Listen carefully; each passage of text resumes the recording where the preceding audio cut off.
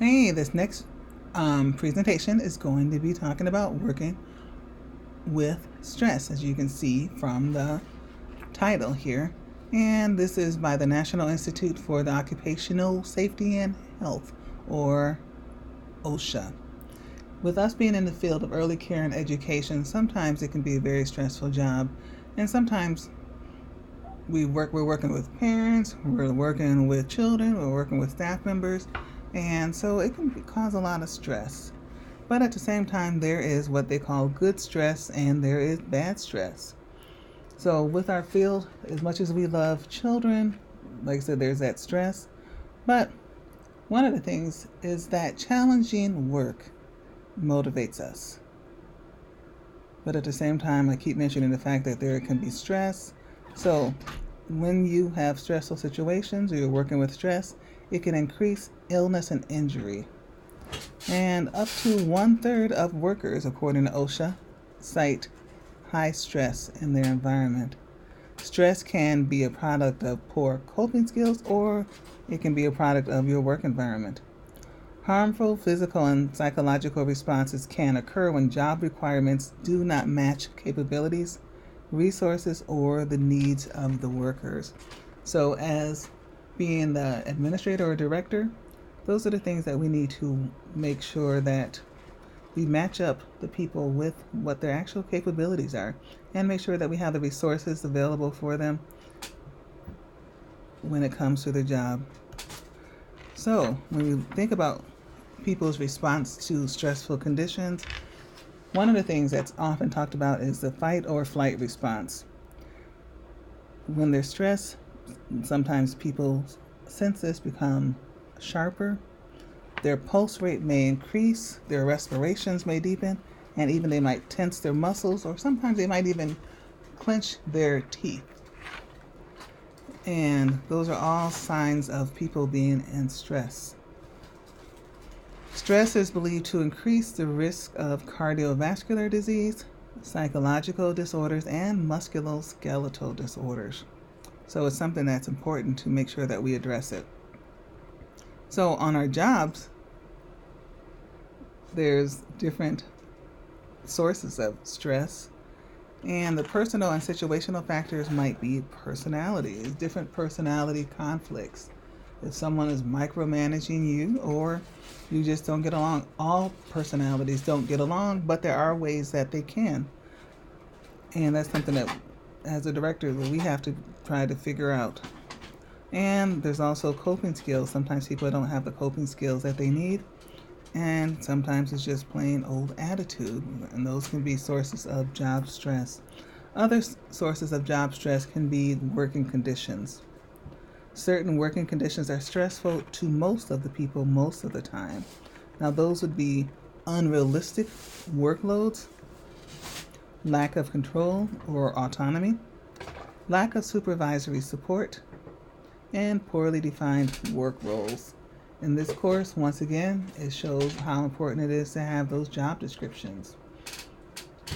And then other stressful environmental factors are associated with absenteeism. If people are absent a lot, that's something to think about. Is there a lot of stress on the job? Tardiness, are they always late? Or do people always talk about they desire to quit or they're looking for different jobs? So, what are some ways that we can manage stress? Oh, I'm sorry, this one is talking about absenteeism. I forgot to change the slide. Anyways, what are some of the ways that we can manage stress?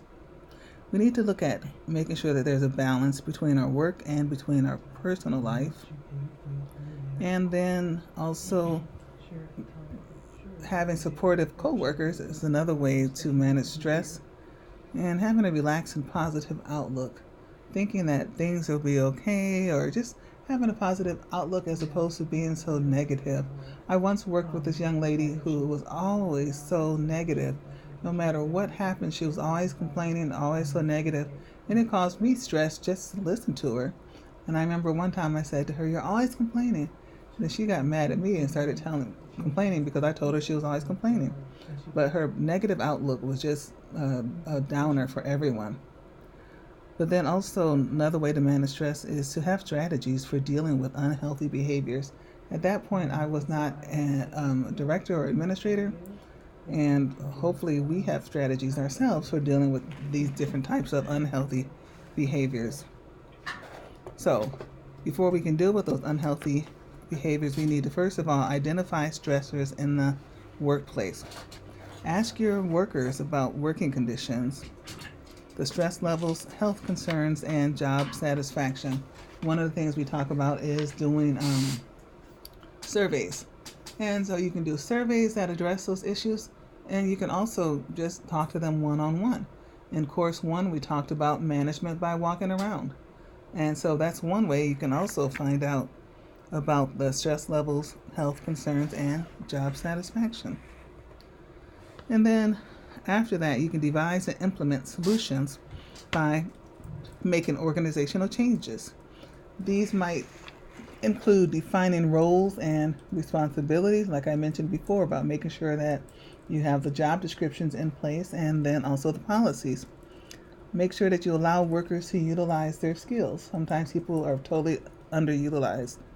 Establish compatible work schedules. I know for one of the ladies in our program, she was having a problem getting there to work on time. So I said, okay, well, can we change your schedule?